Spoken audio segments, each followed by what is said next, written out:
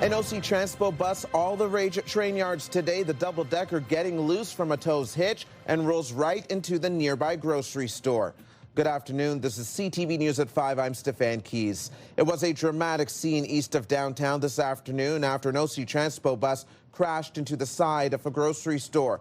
The bus was being towed and somehow came loose, careening into the Farm Boy at train yard. CTV's Katie Griffin is here with the details. Katie. Well, Stefan, because it was being towed, there was no one on the bus and no one was hurt. The Ministry of Transportation now involved in the investigation. This happened around 1 o'clock this afternoon at the Farm Boy store on Belfast Road. OC Transpo says the decommissioned bus was being towed to a maintenance facility when it came loose and made contact with the building.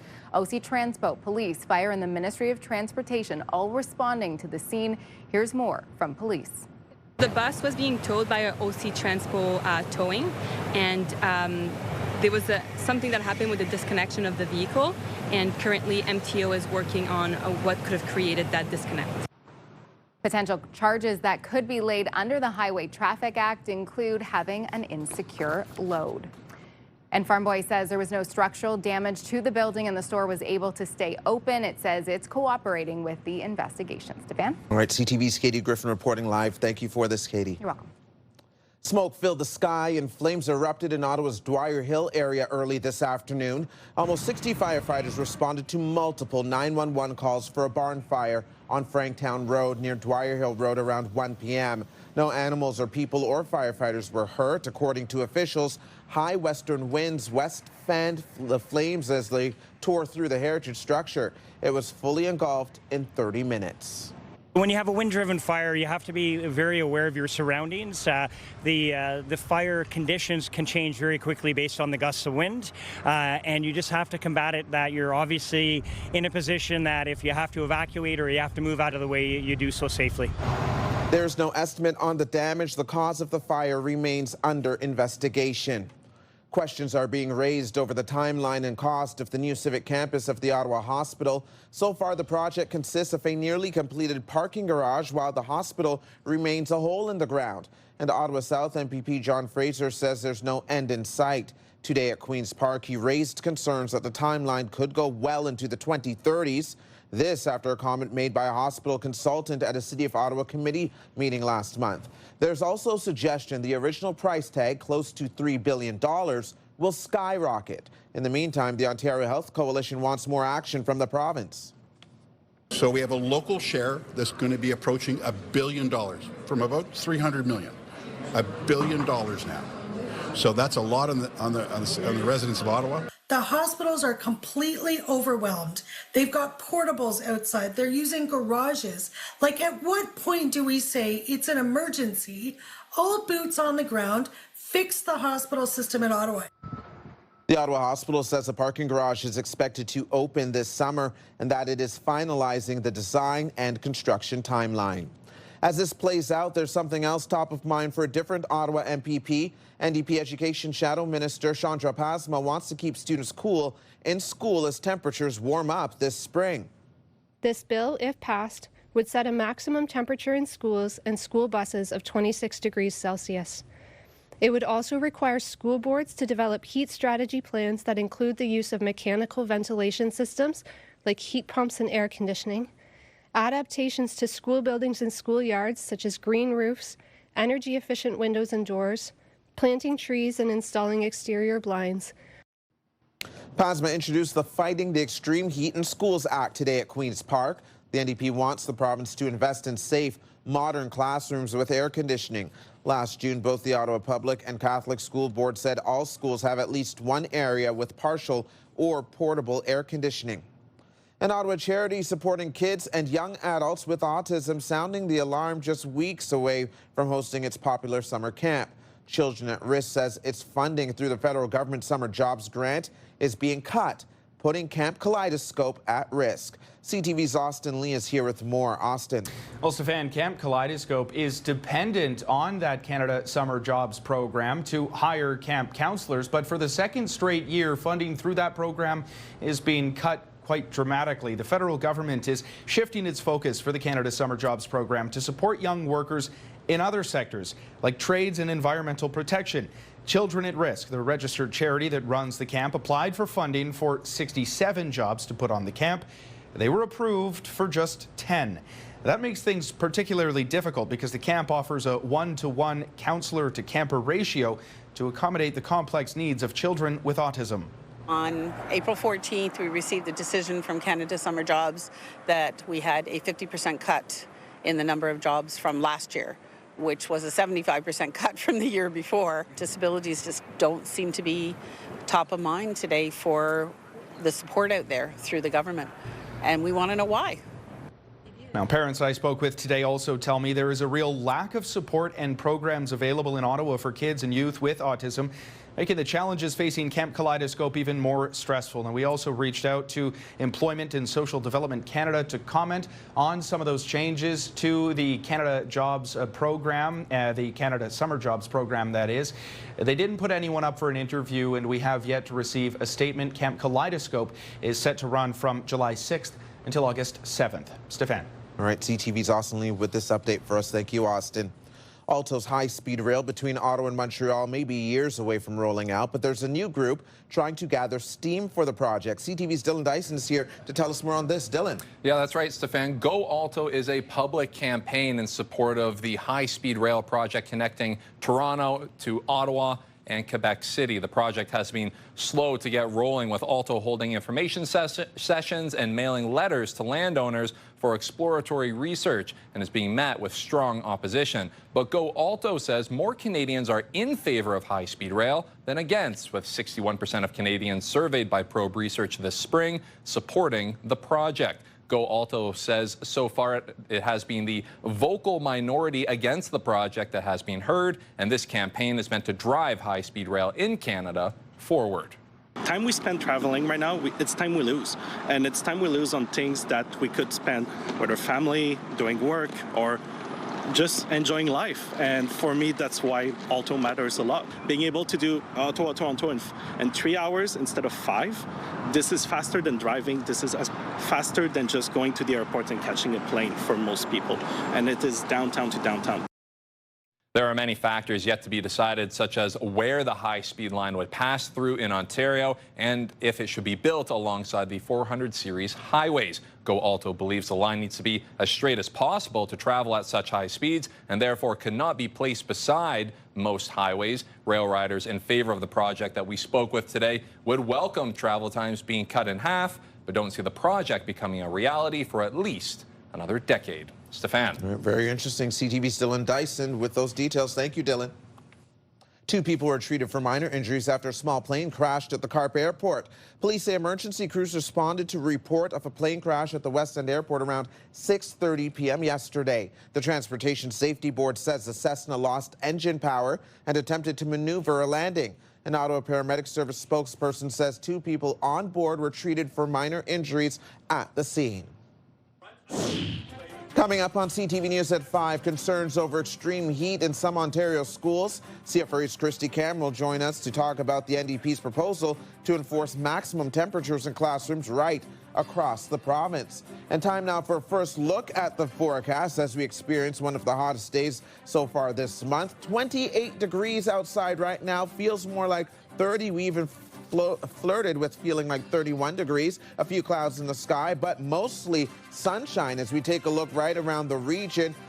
28 in Ottawa and Kittigan-Zibi, 29 degrees in Pembroke, 28 in Bancroft. You're getting a little reprieve along the St. Lawrence River, those seaway municipalities. 21 degrees in Kingston, Trenton seeing a current temperature of 25, also 25 in Brockville. Slightly warmer in Montreal if you're eastbound tonight or even into tomorrow, 27 degrees there. Also in Mont-Tremblant, 28 in Maniwaki. Here's what else you need to know. Check out the Navin Touch a Truck event this Saturday at the Navin Fairgrounds. This is a free event where kids and families can see, touch, and explore a range of vehicles up close. The event runs from 9 in the morning until 3 in the afternoon. Here's a live look at the Queensway this hour. The westbound lanes are reportedly slow from Parkdale to Pinecrest. Eastbound is slow going from Bayshore to Greenbank. Also from Kent to Innis, the 174 East, seeing moderate to heavy traffic between the Split and Montreal Road. You're watching CTV News at 5, and we'll be right back. Our popular Team of the Week segment is back. If you want to be a part of our Myers Automotive Group Team of the Week, upload your video to ctvnewsottawa.ca. Taking a closer look now at a story brought to you earlier, NDP MPP Chandra Pasma is putting forward a private member's bill to set maximum temperatures in schools throughout Ontario. The Ottawa area MPP says schools and schools buses should not be hotter than 26 degrees Celsius, as anything above that could be unsafe for students. Today's radio question of the day is asking, should air conditioning in schools be mandatory? We never had air conditioning at any of the schools I went to. We didn't have it in our home. We didn't have it anywhere. We all did okay. Now, I will say this. When they build new schools, equip them with modern AC and proper ventilation and air filtration, I get that. But to spend the money to retrofit these old schools, put that money into new schools. Kirsty Cameron is here with more. Kirsty, I think it's a timely conversation considering today's temperatures. Give us your thoughts, because it sounded like this was a hot topic on radio. It was. I mean, it feels like 30 degrees out there this afternoon. The temperature's dropping now, but imagine being in a classroom and you're writing a math test or an English test or EQAO testing, which is upon us right now, and you're trying to concentrate. Well, I don't have to imagine stuff. I did it. I was about to say. I did it. I had no AC growing up from elementary all the way to high school, and I remember those sweaty and unpleasant experiences sitting there in the school that was built in like the 50s or 60s with that sad little fan at the front of the room, and that's all we had going for us. So yeah, I support this, okay? Yeah. But the problem is cost. Chandra Pasma joined me on the show today. Okay. She said she understands that retrofitting these older schools could be millions of dollars, but in the meantime, to make sure that we're not going over 26 degrees, as she suggested, there are some things that could be done, like installing blinds, energy-efficient doors and windows. I think that's a fair point. And, you know, for the folks who are saying, well, I had it this way, back in my day, we didn't have AC. Well, sure, but, I mean, like, you could say that about anything. You could say, oh, we didn't have seatbelts, or we used to drink from the garden hose. I mean, like, standards change, and I think we can keep with the times and understand that it's not about whether it's survivable. It's survivable, but it's probably not the best learning environment. I think standards changed, but I also think as humans, we're conditioned differently, right? As we live more privileged lifestyles, or even technology advances, I know that didn't have AC in school, but I also didn't have it in my home. So that's something I was used to going to school because it was all around me. If you live in a home that has AC and now you're subjected to no AC and are trying to learn, that'd be hard to focus. I also think it's a little bit different than being out and rollerblading or playing soccer for 45 minutes. It's 6 hours, 6.5, give or take, right? Being inside to improve the learning environment, I think it's a good take. It's a good direction to move in. Let's keep this conversation going. If you want to keep it going with Kirsty Cameron, you can leave a comment through the Talkback feature on the iHeartRadio app. You can listen live to Kirsty Cameron on News Talk 580 CFRA weekdays from 2 to 6. And now watch Kirsty's segments anytime on YouTube. Subscribe to the News Talk 580 CFRA channel. Coming up on CTV News at 5, if you've thrown your support behind the Habs in the Stanley Cup playoffs, we'll tell you where you can get a special edition loaf of Habs bread here in the Capital Region. Also, here's what else you need to know. Enjoy a range of showcases and competitive activities this week at the Ottawa Dressage Festival. It's happening at Wesley Clover Parks from May 28th to May 31st. Visit their website for all the details. The National Capital Region is jam-packed with incredible experiences you don't want to miss. Hey, it's Tanea Taylor, your iHeartRadio Weekender, powered by Barhaven Ford. Get the inside scoop on all the biggest and best events every Thursday, Friday, and Saturday on CTV, Move 100, Pure Country 94, TSN 1200, and News Talk 580 CFRA. iHeartRadio Weekenders is powered by Barhaven Ford. Find your wild. More Bronco sports, more ways to roam this summer.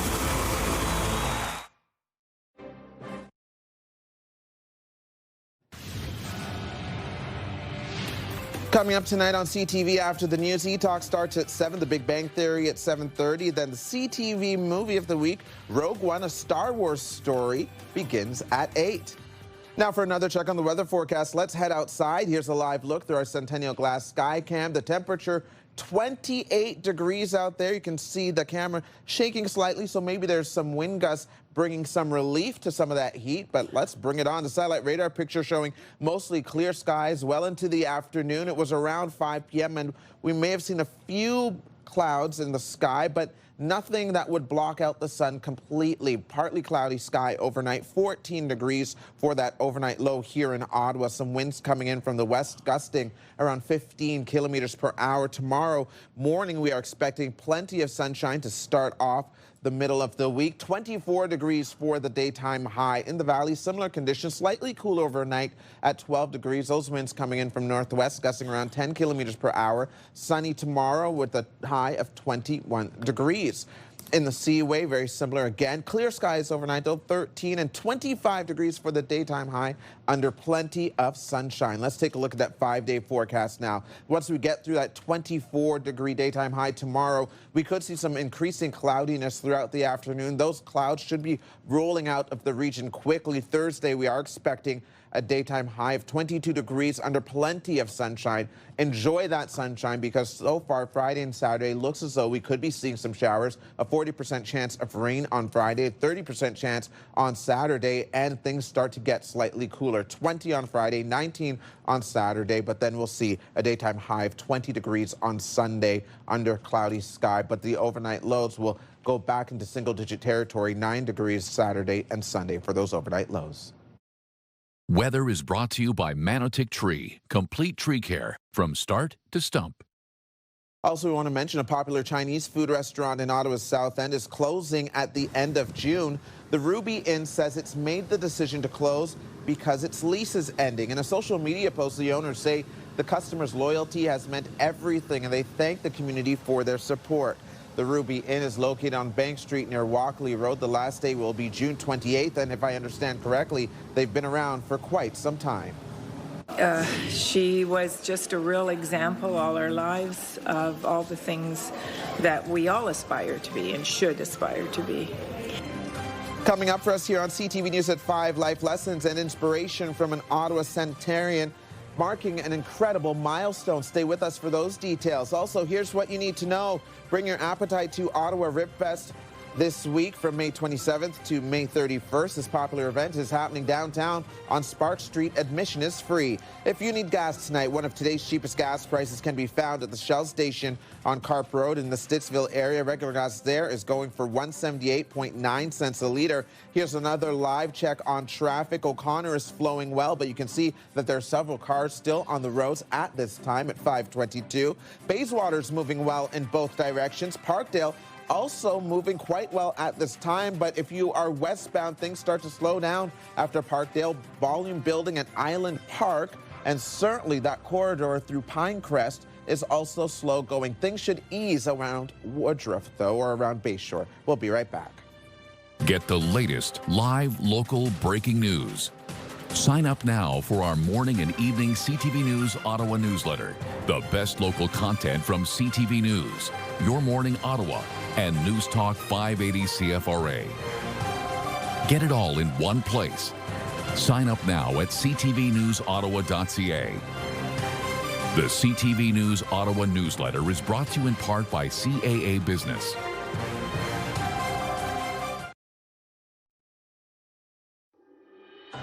Here's another live look through our Centennial Glass Sky Cam. The current temperature holding steady at 28 degrees.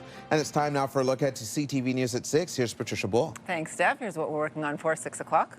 The bus was being towed by OC Transpo towing, and there was something that happened with the disconnection of the vehicle.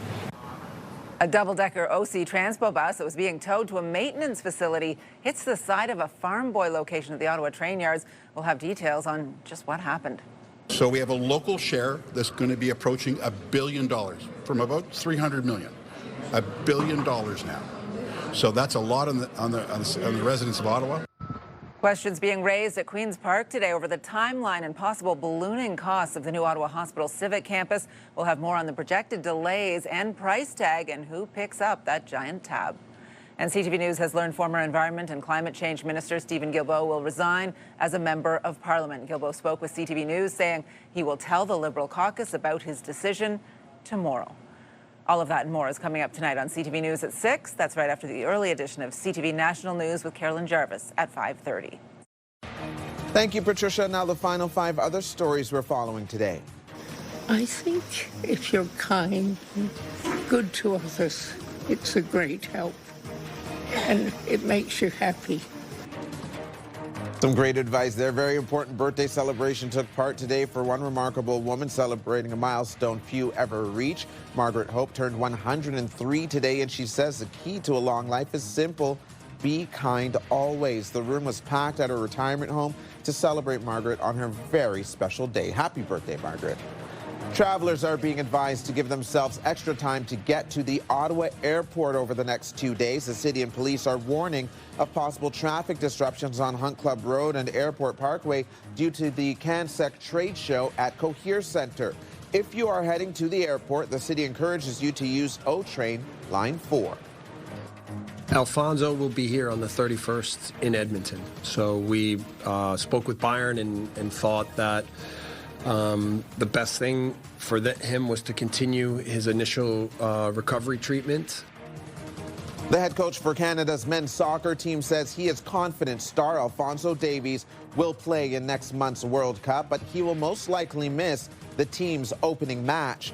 Davies suffered a hamstring injury 3 weeks ago during a game. Looking to center, passing it across Jarvis, back to Svechnikov, scores! Evgeny Svechnikov has won it in overtime.